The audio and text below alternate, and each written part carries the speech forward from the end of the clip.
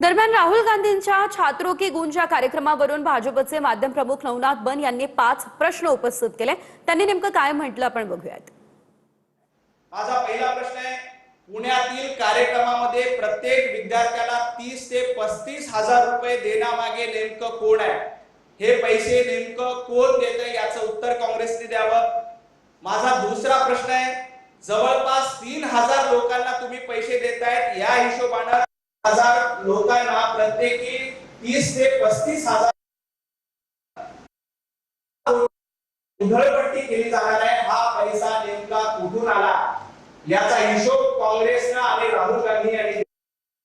माझा तिसरा प्रश्न आहे, या पैशामागे फॉरेन फंडिंगचा थेट संबंध आहे का? हे एका कार्यक्रमासाठी 9 ते 10 कोटी रुपये खर्च करतायत, या मागे फॉरेन फंडिंग आहे का? हा माझा तिसरा प्रश्न आहे।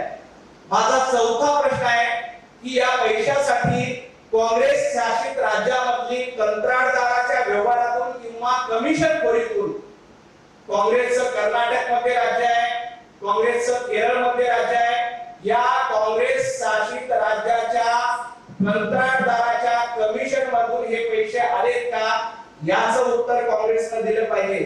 माझा पाचवा प्रश्न आहे, राहुल गांधींचं पॉलिटिकल रिलॉन्च करण्यासाठी, कारण हा सगळा प्रकार राहुल गांधींना पुन्हा पुन्हा रिलॉन्च करण्यासाठी आहे, त्यामुळे माझा पाचवा प्रश्न आहे की राहुल गांधींचं रिलॉन्चिंग करण्यासाठी काँग्रेसचं बजेट किती हजार कोटी रुपयाचं आहे?